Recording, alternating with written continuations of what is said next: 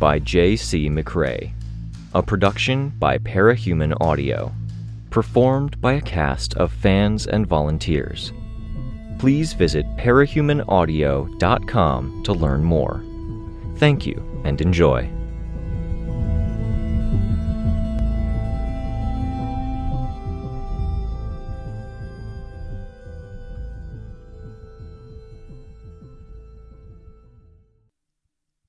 Arc 16, From Within, Chapter 12. Lights flickered, dancing from the feet of agent to person, person to person, and off to the distance, neurons in a larger system striking like lightning. But in this too bright corner of a dark, living landscape, these lightning strikes could only travel so far. This world was like a broken window. The landscape cracked, and the fact the light didn't travel to where it needed to go served as a suggestion of just how broken it was. The others approached, and I motioned for them to duck their heads down as they peered over the cliff's edge at the group on the other side of the ravine. 3 agents and 50 people dressed in teachers' pristine white garage worker coveralls. The workers were just numerous enough that in an ordinary situation, I wasn't sure one wouldn't look in our general direction and make out the masks, helmets, and heads of hair that stood out against the consistently dark background and landscape. But these weren't regular workers. They were thralls, and they were wholly wrapped up in what they were doing. The agents were the really scary thing. And as much as they seemed fixated on picking at and adjusting the edges of the portal, the notion that they might turn and give us their full attention was a hell of a lot scarier. We didn't make a sound, aside from the occasional scratch of armor on crystal or harder-than-normal exhalation. Off to the side, Tattletale motioned, indicating something to Sveta. I saw her hold up 5 fingers, then 6. I could count the flashes and where those flashes were traveling. 6 flashes moving from the group to a specific point in the distance. Our flashes had a consistency too, messages transferred along these neurons, dancing along the hard edges of the crystal, always to the same destination. But these guys, they didn't have powers. By all rights, they shouldn't have had a common source. Except for Teacher. Except we couldn't get over there. A canyon separated our section from theirs, and the failures of lights to find any means of connecting suggested we were on an island.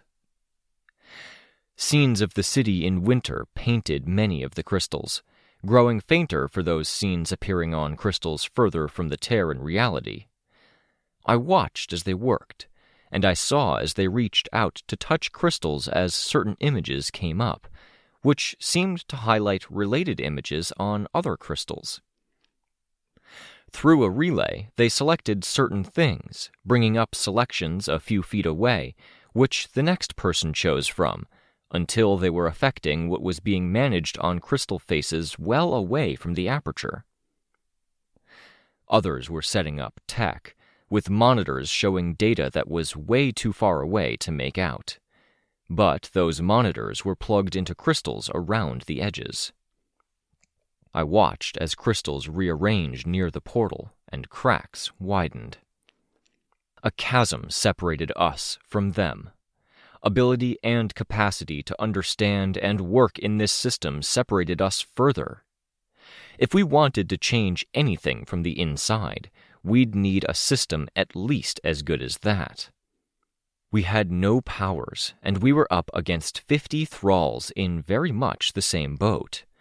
If knowing how to function in this world offered us any advantage, then it offered their side 100 times the same advantage, because it was pretty clear Teacher had granted them some natural ability and awareness. Frustration seized me, and it came with a panicky feeling that I was not expecting. Not like that, not like this. I was used to danger, used to that fight or flight drive. I could fly, and I was pretty good at using it to deliver the fight part of things. But this, it didn't come from facing down a cape with an unknown power. It didn't come from memories of Crawler and acid, or the idea of Amy coming when I didn't expect her. Those were people. They were things I could stand against. The panicky feeling delivered a sensation of being paralyzed, of not just being unable to breathe, but being unwilling to. Paralysis wasn't a stranger to me. I had to remind myself of that. Suffocating, too. Had to find my way to the right line of thinking. Thinking of flying so high that the air was thinner. Tricking my brain to think of coming down from that high place. Easier if I thought of this blackness as the night sky. I resumed breathing, resumed moving, turning my head away from that situation while I processed. Why? Another power? Were they doing something? I hadn't seen a flash from them. I was pretty sure it wasn't Rein's power, and it wasn't Darlene, who was the most active of all of us. Just me. Wholly internal. The light flickered beneath me and darted off to the distance in a near-continuous stream. We were fortunate that the group over there wasn't in a position to see as the lip of the canyon rose up and blocked their view. Being burned, being that hurt, it had left its traces behind. I hadn't forgotten it, and remembering it was very easy when tied into the deep feeling of frustration. Sveta touched my arm, jarring me back to reality. Had I been making a noise or acting strange? No. Staring off into space, thinking hard? Yes. She motioned to Tristan, who repeated a gesture he'd no doubt made earlier. I nodded. Go. Retreat. We gained nothing by watching too much longer. We pulled back from the canyon's lip, sliding down the hill and finding a recess to gather in. Breakthrough at one side, kids further down, Love Lost, Damsel, and Tattletale sitting around the periphery on higher ground. I was breathing harder than necessary, even a minute later, and controlling my breath took focus. I didn't want this latest bit of trauma to be yet another thing that sneak-attacked me when I didn't expect it. Another arrangement of mines in the minefield that I had to navigate. The idea frankly terrified me, and the anger and bitterness that gripped me as I bit the inside of my cheek was bad enough that I didn't want to be the first one to speak, in case it colored my tone. "Ideas?" Tristan asked. I didn't answer. I handled my shit. I made my peace in that moment. What's a little pain? I've been hurt before. "I can take a stab at this," Tattletale said. "Please distract me." "Caveat," she went on. "This isn't me using my power. This is just me using my head, a bit of educated guessing from earlier uses of my power, and the fact I was one of the first handful of people to really cotton on to this." She indicated the valley around us. "Anything you can give us." I tried to keep my voice normal. She gave me a funny look. Normal voice failed, I supposed. "Syndicate is firing zaps back the way we came. That nexus, or landing between slopes that we passed through, people, relationships, wants. The faces of people you'd all lost.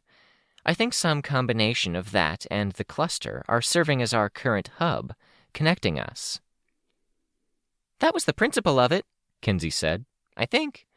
I don't really have access to the mental blueprints while I'm in here, which is weird." Tattletale continued like Kinsey hadn't spoken.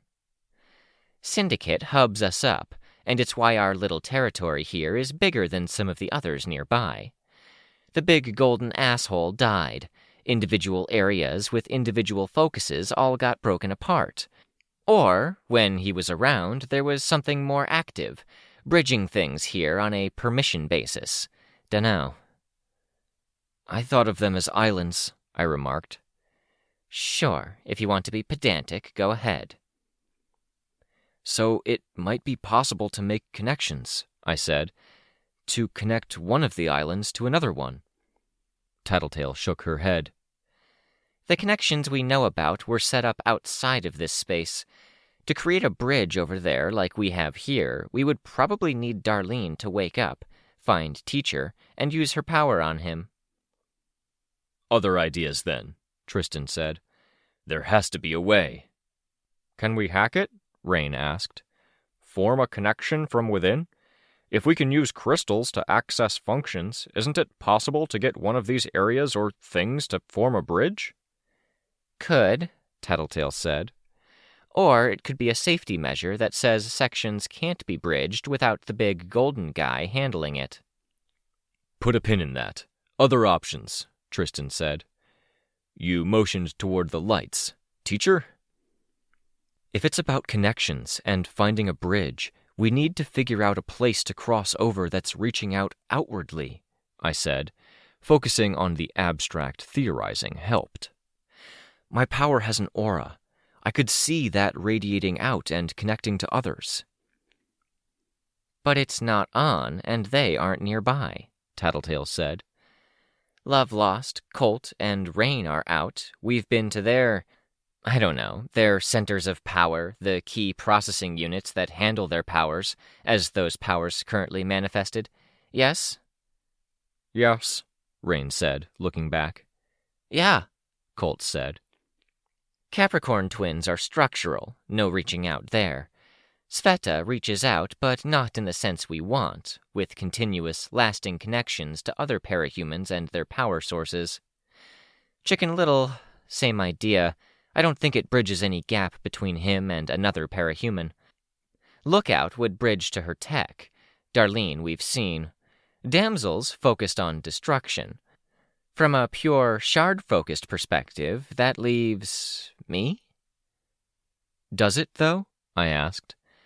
I know you've given up some details, but I don't know specifically what you do. I get information. I pick up extra info, abstractly related. I can aim it, both at people and at certain topics I want to fill in. It's constant and ongoing, which is what we want. I'm worried that isn't a strong enough connection. I'd rather pick Decadent, I said, indicating Candy. You've used your power on capes. You oversaturate them with happiness and hallucinated sensory inputs, but there's a lasting suppression effect, right? Yeah, I've used it on family, non-family, Candy answered. She clasped her hands together, looking less secure than I'd seen her in a long while. Bunch of people, bunch of capes. Has your power hit them in the powers? Taken away their joy of being artificially beautiful, yeah. Or running, for one super fast guy. You hit that Gamma-Rod dork, Darlene said, who got hard-ons while irradiating people and giving them probable cancer. What? Chicken Little said. And that other one Papa worked with sometimes, Darlene went on. I barely remember that one, Candy said. He slid between people's skin and muscles, and you took over their bodies. He always had to have an eye appear in a hidden spot, like so he could see, because he didn't control the eyes. Yeah. He was going to take over me. I was so scared Papa hit me with calming emotions, and it didn't even make me stop freaking out. Some of that was calming emotion, but... Yeah, Candy said. I remember. We weren't that old. You stopped him, and it was the first time I remember you being a real sister to me. And it was only a week after I pushed your plate of spaghetti into your lap because we were fighting. Candy nodded. We don't know if they're all alive. Gamma-Doc is, Tattletale said. But that particular incident happened in Brockton Bay, and I've kept tabs on our old enemies.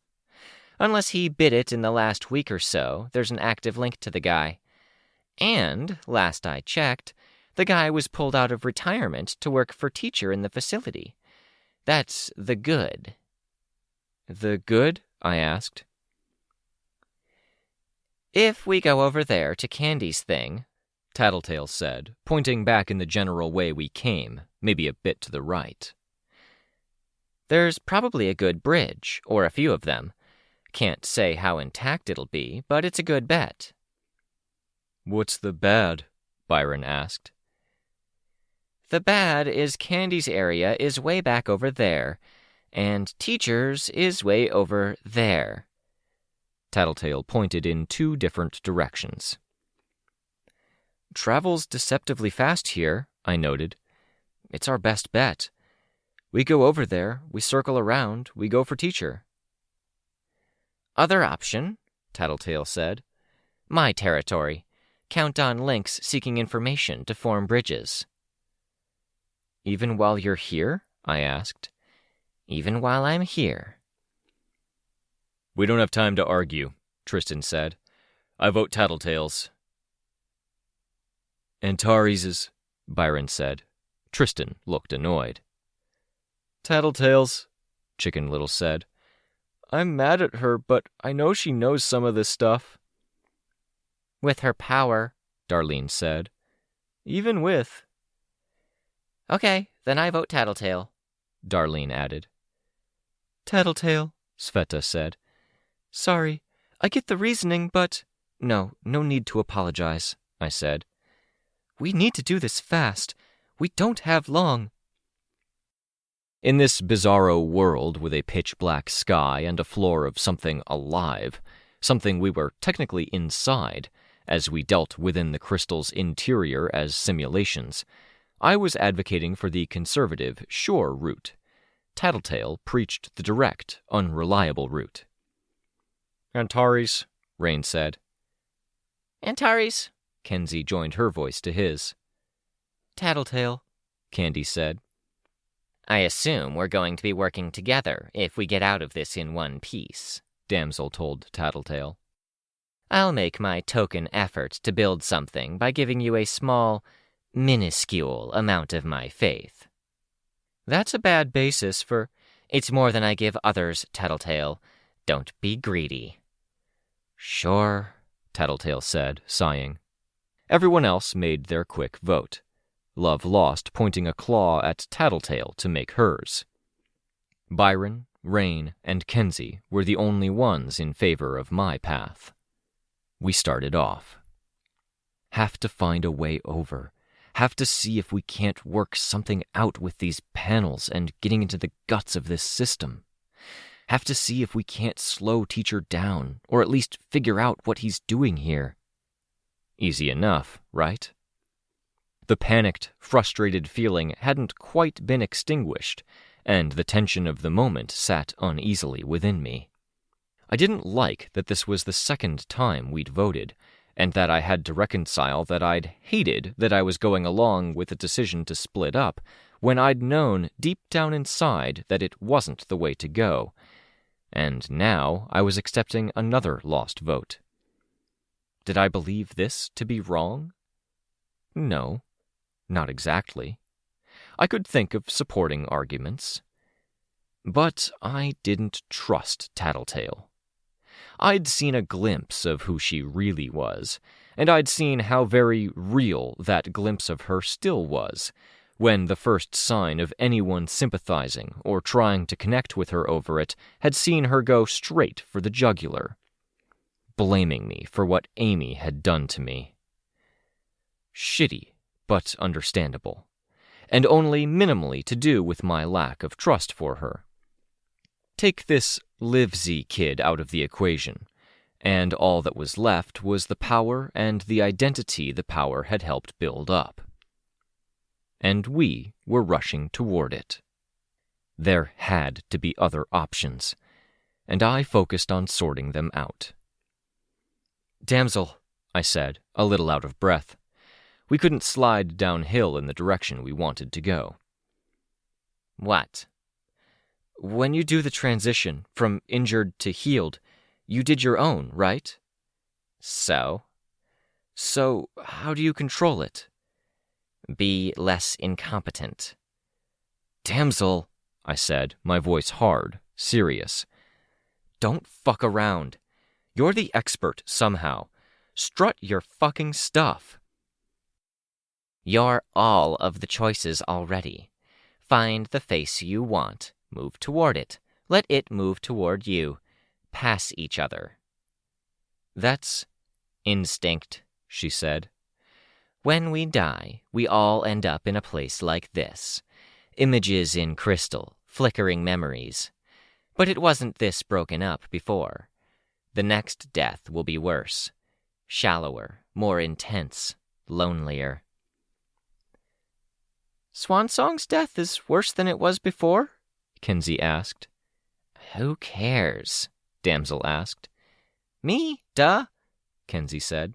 All of us. You. Damsel shook her head, only visible from behind, and picked up the pace in a way that was sure to tire her legs out. It didn't help that we were getting into thickets of crystal.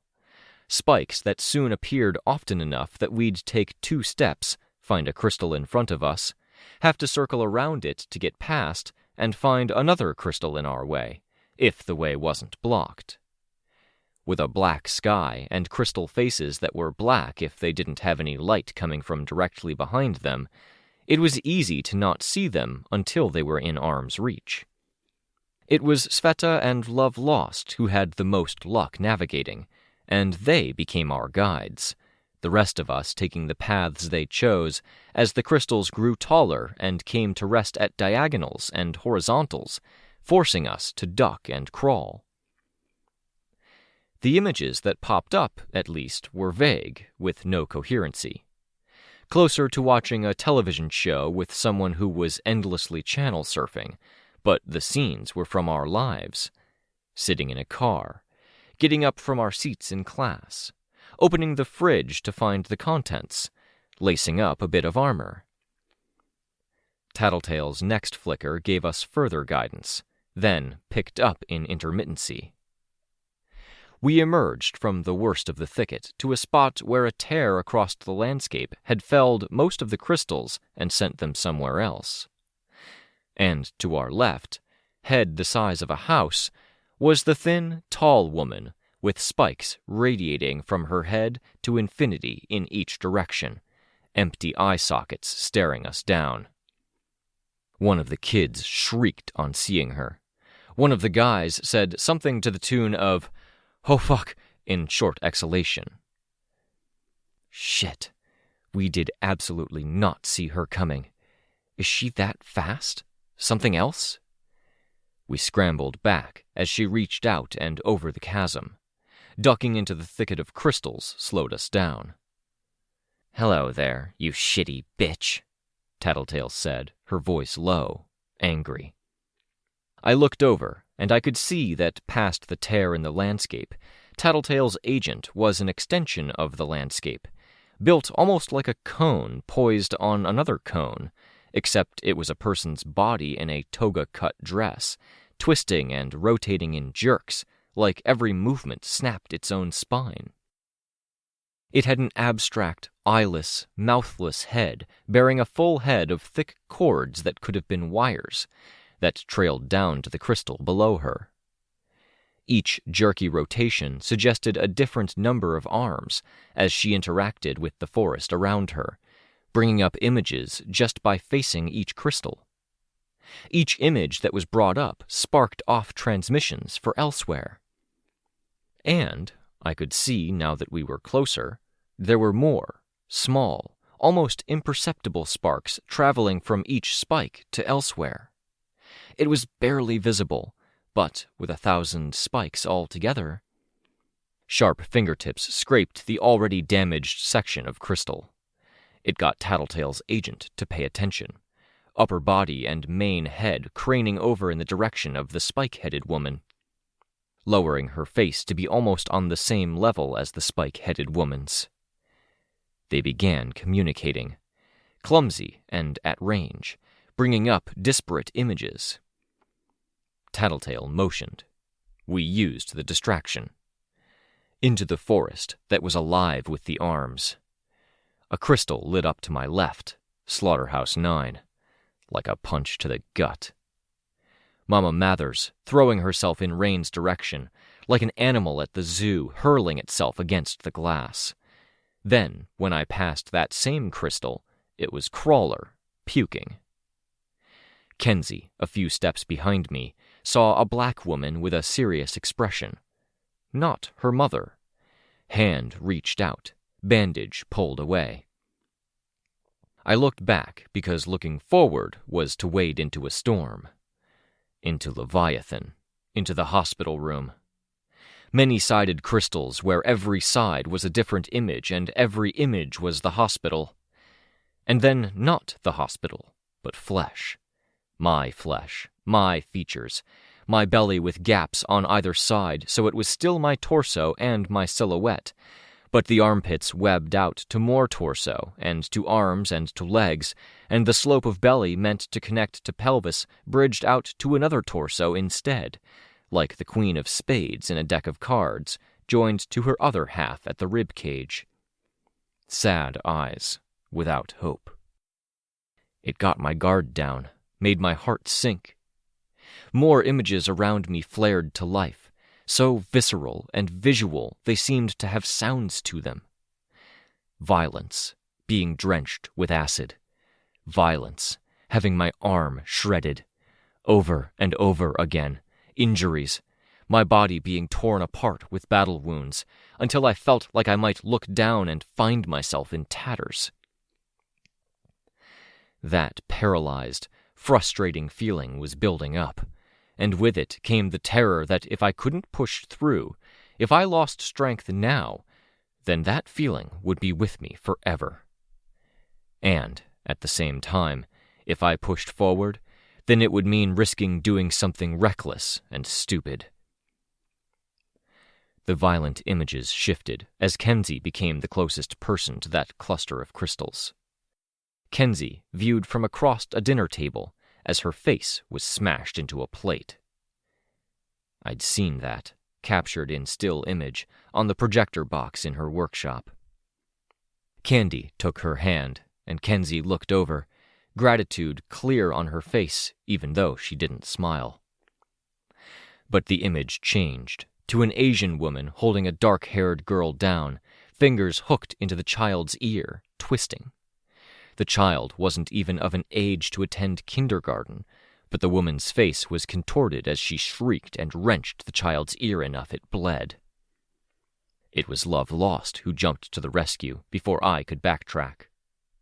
Love Lost's arrival coincided with a shift to images filling the area as if viewed by a dozen different sets of eyes. Every angle, every detail.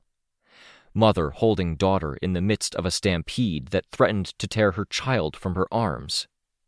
The little girl leaned heavily on a bunch of tables that were folded up and resting on their sides, flush to the wall. One slipped from its position, and with it, she went down like she'd been pulled or thrown down. Her face collided with the edge of the next table. Love Lost faltered, then wrapped her arms around the two girls' heads, clawless hands covering their eyes. Rein helped Darlene, who might have slipped or fallen behind when we dodged the reaching hand. The images became a jumble of ramshackle accommodations, a little boy being thrashed. Corporal punishment in 10 different forms. A small Darlene fighting a boy she had to be related to, like her life depended on it, scratching, biting. Legs of adults were visible, standing around unmoving, more like the fence posts of an arena than anything human. "Your idea fucking sucks, Tattletale," Tristan bellowed. "Shut up, it'll hear you." "It can see us," Sveta called out. "Everything's lighting up around us while we run." I heard Tattletale mutter, "Shit."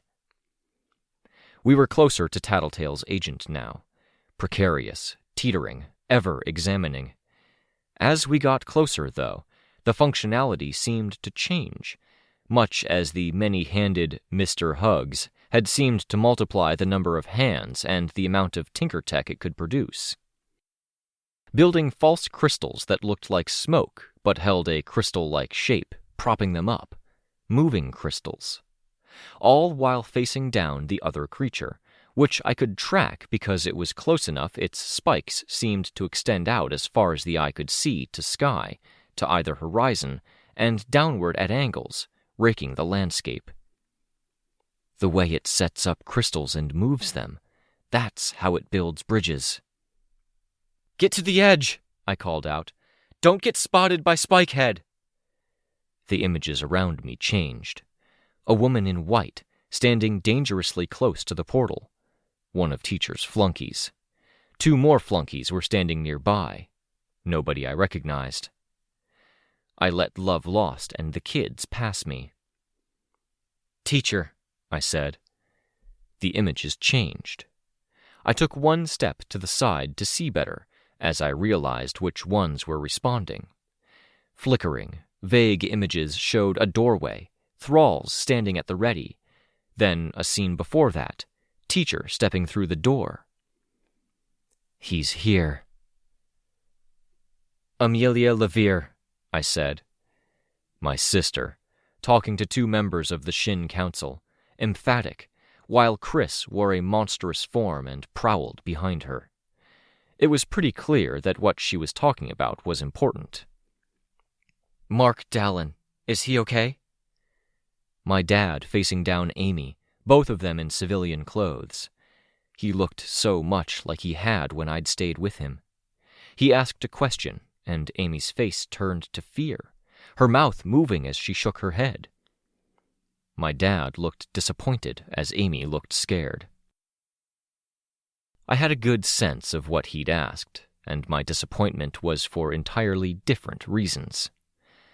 I knew he still had depression. Amy had never fixed it. It was a kind of hell, especially when he was so capable, but he shouldn't have asked her to do anything to his brain. Not if he knew and understood everything about the situation. "Amy Dallin," I tried again. Amy, wearing Earth Shin nightclothes, lying in bed, staring up at the ceiling, her hand flat on her stomach. It traveled southward to the waistband, passing beneath. I looked away, but not before I saw a sudden movement from her. She lay on her side now, hand trapped and unmoving between her thighs, expression angry. "Yeah, I know who you were fantasizing about," I muttered, disgusted. The image changed. Me, sitting on the cot in the little cell in Earth Shin. Amy sitting across from me. I'd known, but I hadn't wanted to know. This wasn't some crystal ball I could rub, ask my question, and get a happy answer. Not with the names and questions I wanted to bring up. I prepared to walk away. "We can't get down," Tristan called out. "Look for another way." The images changed, dancing from scene to scene, showing this place. With no way down, only the sheer drops if one were to jump across the narrowest parts of the gap. 100-foot falls. I had an idea as to how to handle that, but I stayed. "Panacea," I tried again. Dot clambering up her arm, excited, cheerful. Amy pulling her hand away from a young girl, a blonde, who was chattering madly, as excited as Dot. Amy looked at the boy who stood on the far side of the room, flinching every time Hunter gestured too wildly. That was there. Here, Spike-headed woman was still out there, struggling to reach across the chasm, barring our way. In the background, I could hear another scrape, the raking claws of the giant woman with spikes that extended to infinity. And here, beneath my feet, the lights flickered. "The Red Queen," I said. It was Amy, in full battle dress, such as it was. Marquis stood beside her, and Dot perched on her shoulder. A long, long line of Earth Bet and Earth Gimel cars were making their way in through the portal, bumper to bumper, the snow nearby red from all of the brake lights. Refugees. I knew what she'd been arguing for now. And she would save so many lives by having won that argument, by having made the promises she'd made.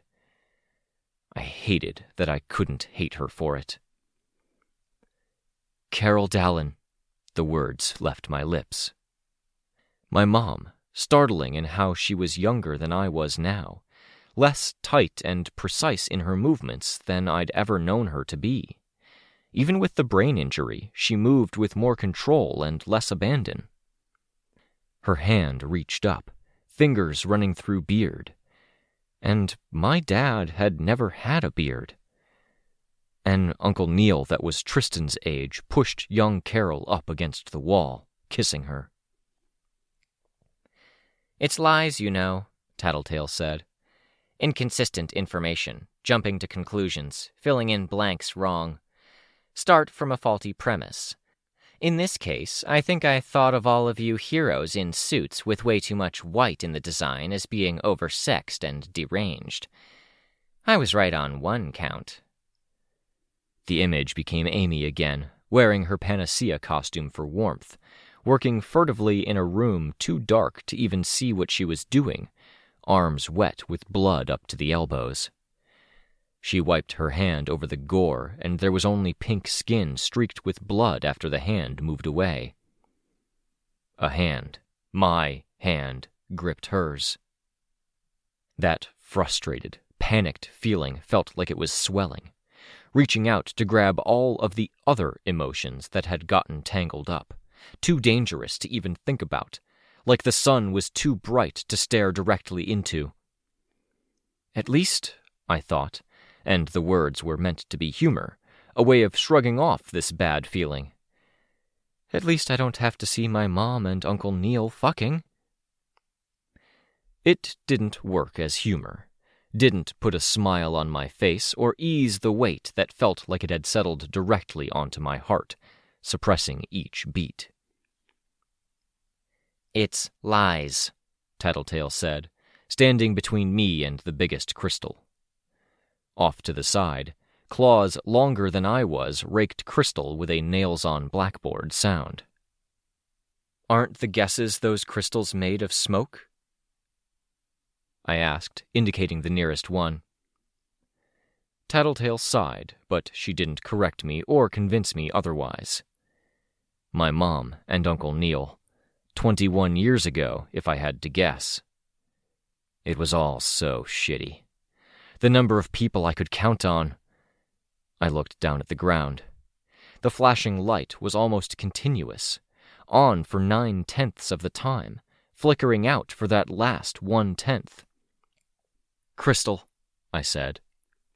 Crystal and my mom in Crystal's kitchen, a surprising number of things boxed up and stored off to the side. Clutter reduced by maybe 20%. Crystal was washing something in the sink. My mom was at the cutting board. I'd seen her cook before, and this wasn't her usual self, moving with deliberation, care, and still not getting carrots to coins of equal thickness. She said something and backed away from the cutting board. Crystal used lasers and finished the job in a jiff before returning to the washing. I could see her expression, sad, and my mom lost in thought as she hung back, no longer helping to make dinner. Not so bad.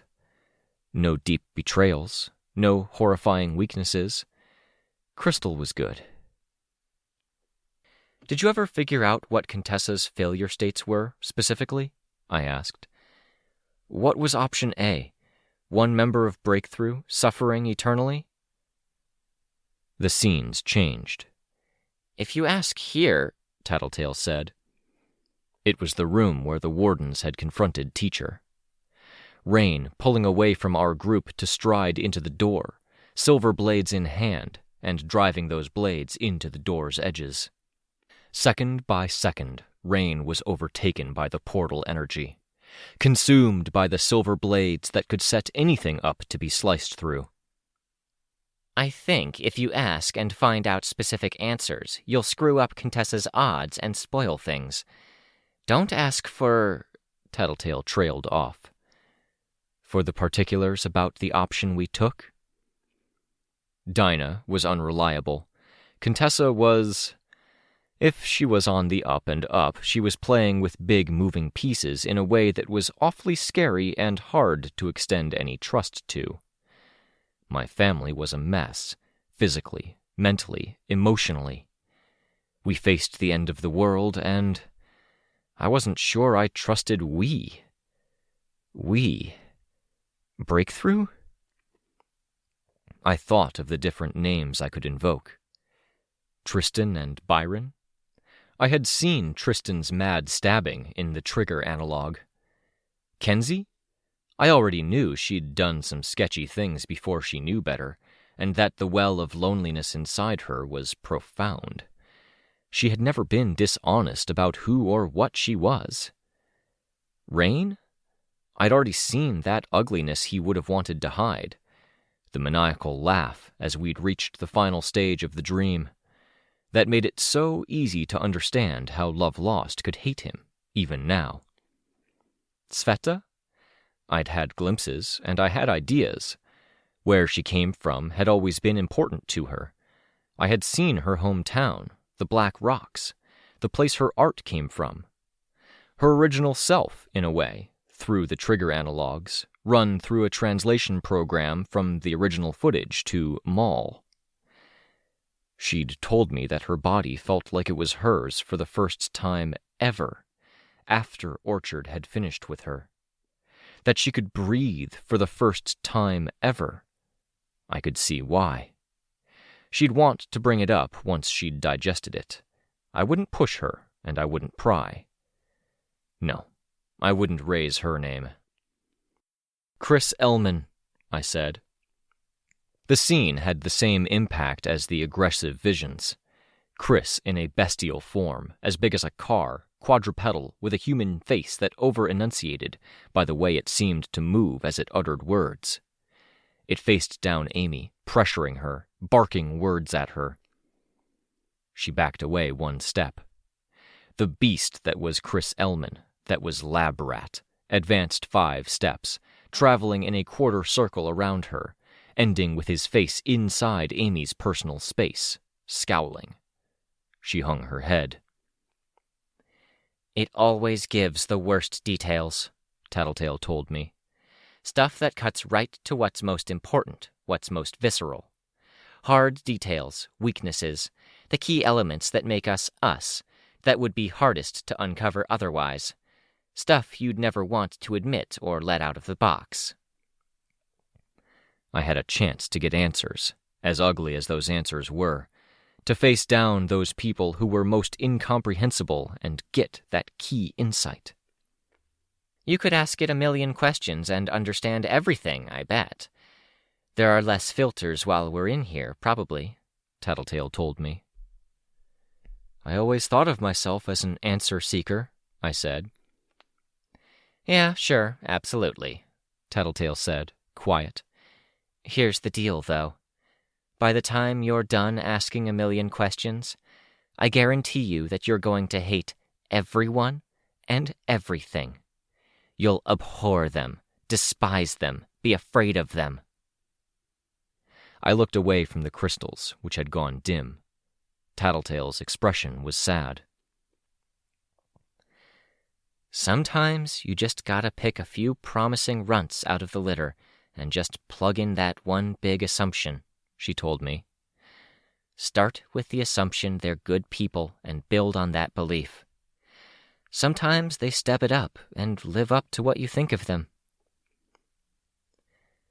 What if I did that and they disappointed me and I need to know why? For every fucking name I'd brought up so far. Tattletale shot me an apologetic look. Kiddo, you could go down that rabbit hole forever. Do you want to go there, or do you want to do what you came here to do? Help us find a way down. I have an idea, I said.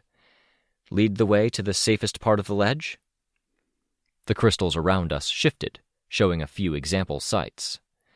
Tattletale took a second to absorb it and track it, then took off. I started to follow, then hesitated by a small fraction. "Jessica," I murmured.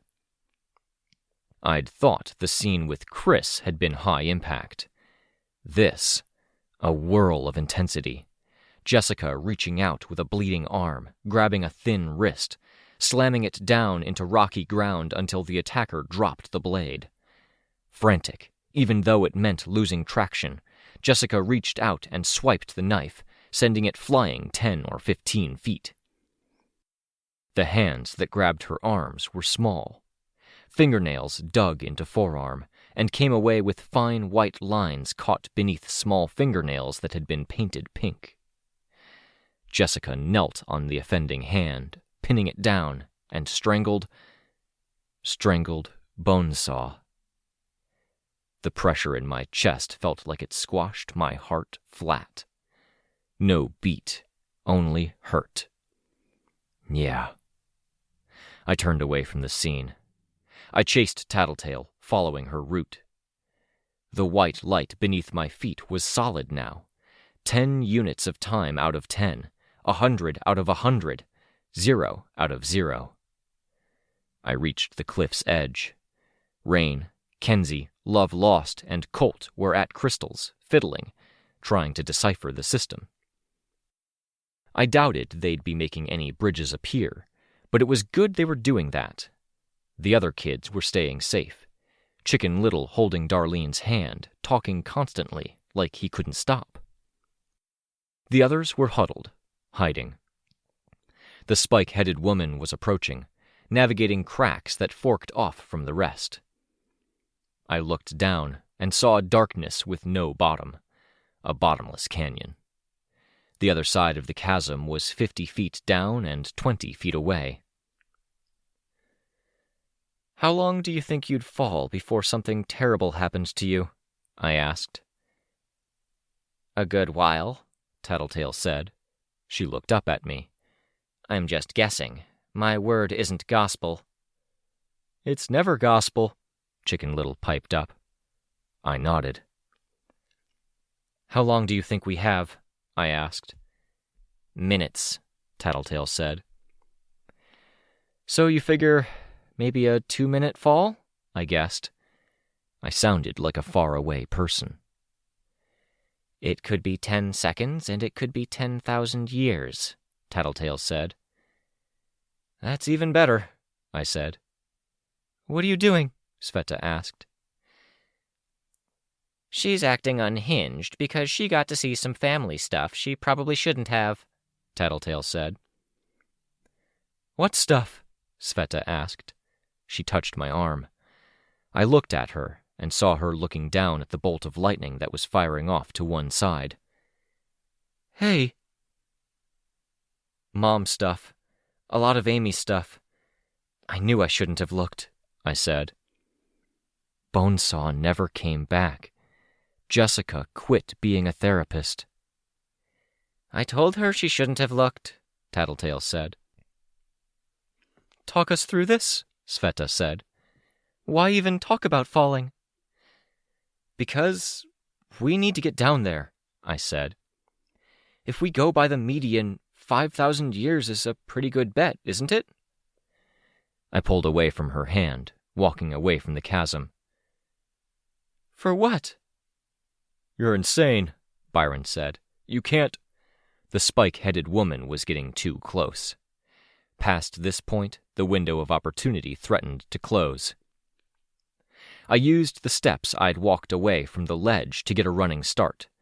Sveta tried to grab me, and if she'd still had her powers, she might have succeeded. Arms out in front of me, legs behind, flying without flying. Over a chasm that might have been bottomless. If I didn't clear the chasm, then the odds were in my favor, probably. I'd fall into the darkness below, and I was betting the chances were pretty good I'd still be falling in a few minutes when we woke up from the dream. I cleared the chasm, meaning only hard crystal lay below me. I twisted, angling my body, saw my reflection, and I slammed hard into the crystal, terminal velocity. I felt bones break. I brushed past her. She brushed past me. I slipped away into oblivion. She knelt with one knee on hard crystal, hand balled into a fist flat against the surface. She was me, and I was her, switching places. Thankfully, with no momentum conserved between the two selves.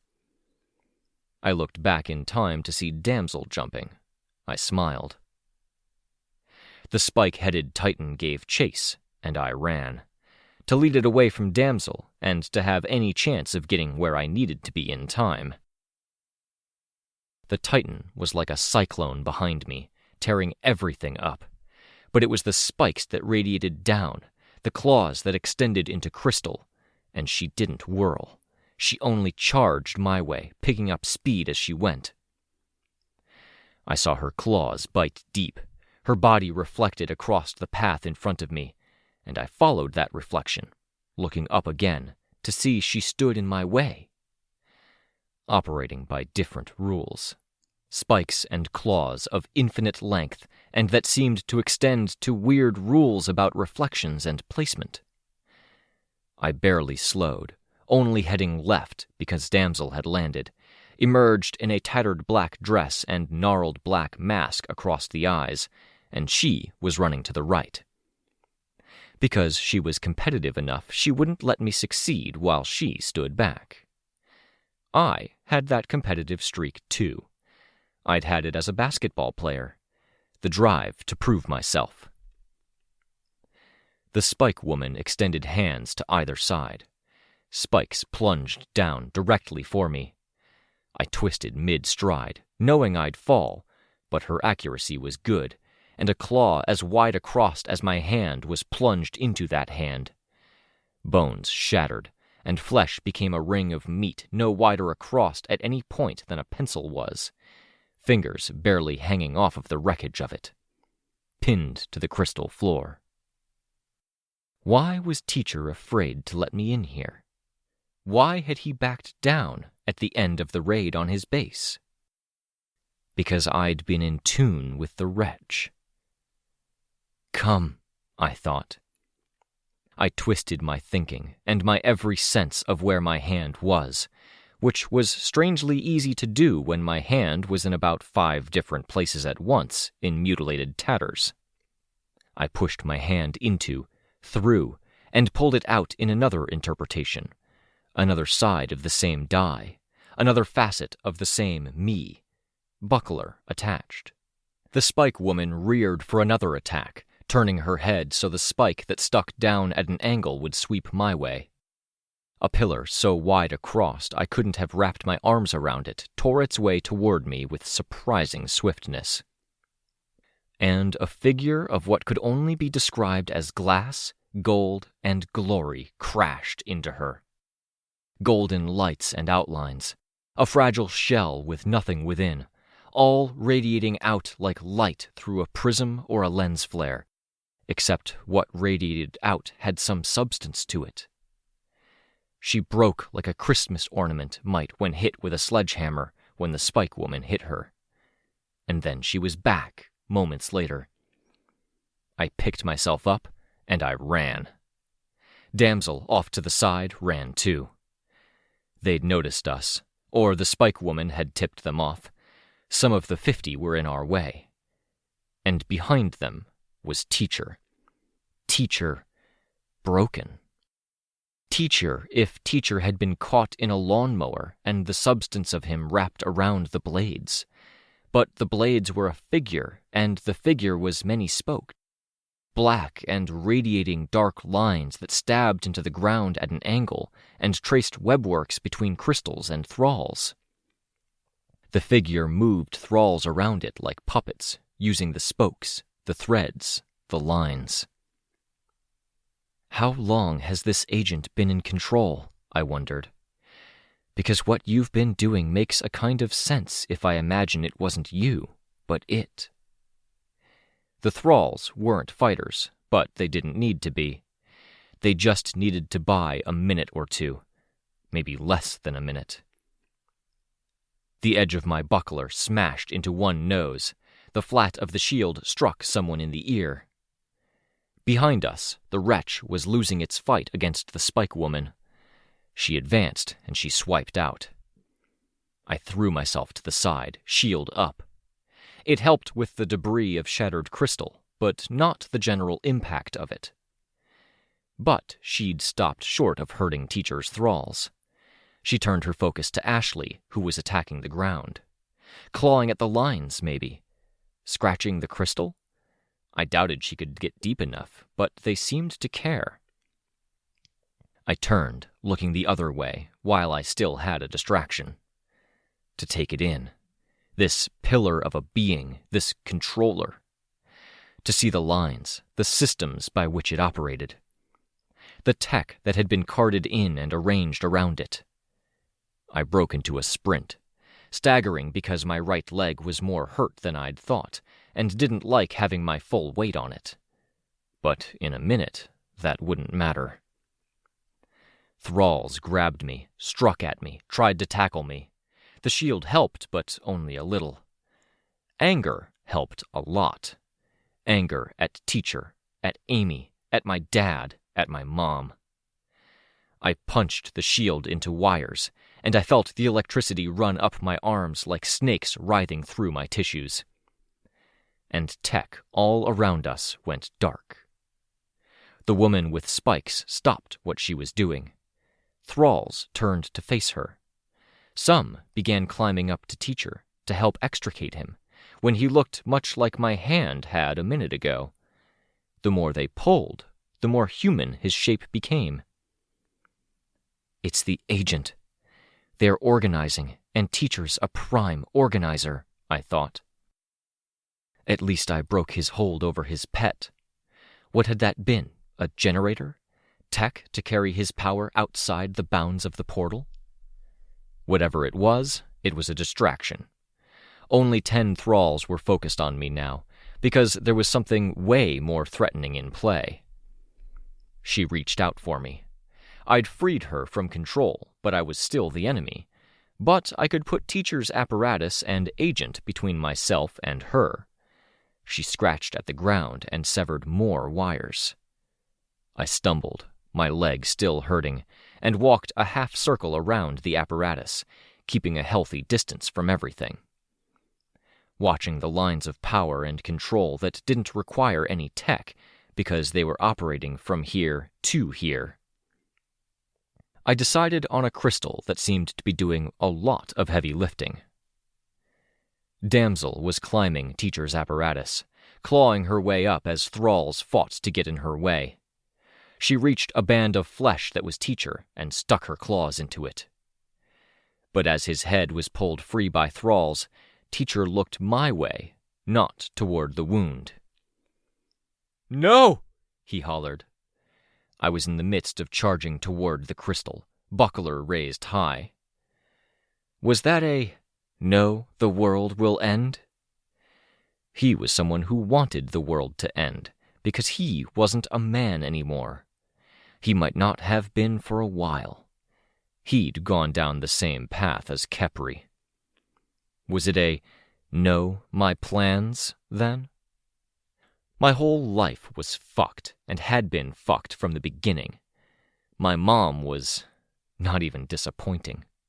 I was angry at her, but most of all, I pitied her, and that was so much worse than just about any other feeling. But she'd taught me from the start that I should take away what the bad guys wanted most. I smashed the buckler's edge into a crack in the crystal. Then I took a few steps back and used the 20 seconds or so that were left to watch the fallout.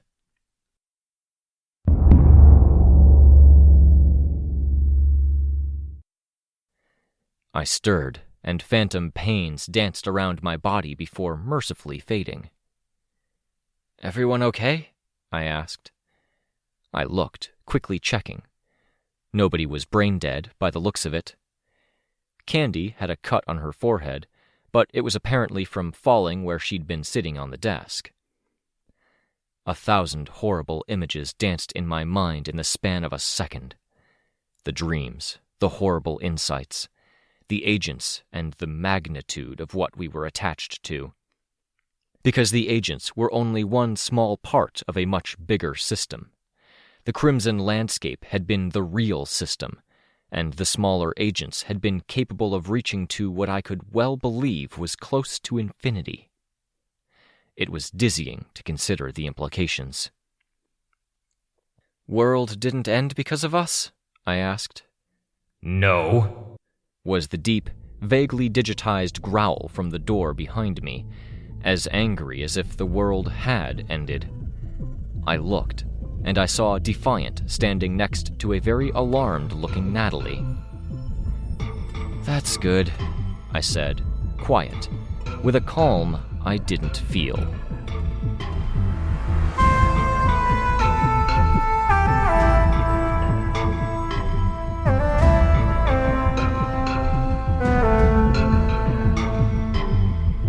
This was a production of Ward by Parahuman Audio. Ward and the Parahuman stories are written and owned by J.C. McCrae. You can find the original text and support the author at parahumans.net. For more of the Ward audiobook, as well as other community works, please visit parahumanaudio.com. Music for this chapter was by Evan Witt. Find out more at wittynotes.com. Editing by Jade. Find more of their work at Octopus Literary on YouTube. Narration by Robert Rein Ramsay. Find more of their work at our website.